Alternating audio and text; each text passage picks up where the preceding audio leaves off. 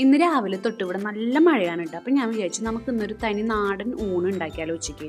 അപ്പം ഞാൻ പറമ്പിൽ പോയിട്ട് ഇതാ നമ്മുടെ ചേമ്പിൻ്റെ താള് അഥവാ ചേമ്പിൻ്റെ തണ്ട് എന്നൊക്കെ പറയാം, അത് പൊട്ടിച്ച് കൊടുത്തിട്ടുണ്ട് കേട്ടോ. അപ്പം ഇതിന്നിപ്പം പരിപ്പും ചേമ്പിൻ്റെ താളും കൂടിയിട്ടാണ് കേട്ടോ കറി വയ്ക്കുന്നത്.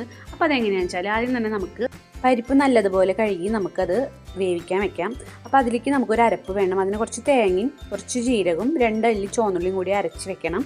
അപ്പോഴേക്കും നമ്മുടെ പരിപ്പ് ഇവിടെ വെന്തിട്ടുണ്ട്. അപ്പോൾ ഞാൻ അതിലേക്ക് താള് ഇട്ട് കൊടുക്കുകയാണ്. അതിലേക്ക് കുറച്ച് മഞ്ഞൾപ്പൊടിയും കുറച്ച് മുളക് പൊടി കുറച്ച് ചേർത്താൽ മതി കേട്ടോ.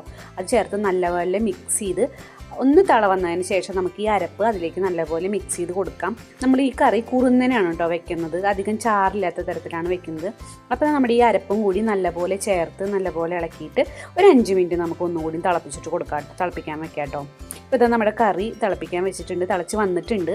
അപ്പോൾ ഞാനത് വറുത്തിടുകയാണ്. നമ്മുടെ കറി റെഡി ആയിട്ടുണ്ട്. പാകത്തിന് ഉപ്പും ചേർക്കണം കേട്ടോ, അത് മറക്കരുത്. കടുകും വേപ്പിലയും കൂടി ഇട്ടിട്ട് ഞാനത് വറുത്ത് വെച്ചു. ഇതാ നമ്മുടെ സൂപ്പർ കറി റെഡി ആയിട്ടുണ്ട്. ഇത് കൂട്ടിയിട്ട് നല്ലൊരു ഉച്ചയൂണ് നമുക്കിന്നിപ്പോൾ തയ്യാറാക്കാൻ പോവുകയാണ് ഞാൻ. അപ്പോൾ നമുക്കിന്ന് ഉച്ചയൂണ് കഴിക്കാം.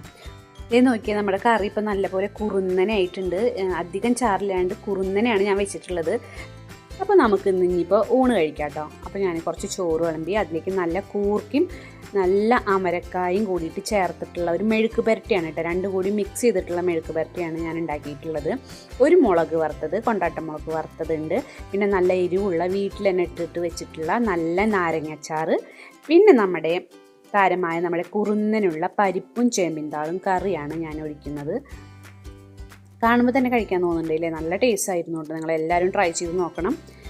പിന്നെ അതിൻ്റെ സൈഡിൽ ഒന്നിൻ്റെ ഒരു കുറവും കൂടിയില്ല, ഒരു പപ്പടത്തിൻ്റെയും കൂടി കുറവുണ്ട്. അപ്പോൾ ഞാനൊരു പപ്പടം കൂടി വെച്ച് കൊടുത്തു. ഇന്നത്തെ ഉച്ചയൂണ് അടിപൊളി കുശാലായിട്ടുണ്ട്. അപ്പോൾ നമുക്ക് ഊണ് കഴിക്കാം കേട്ടോ.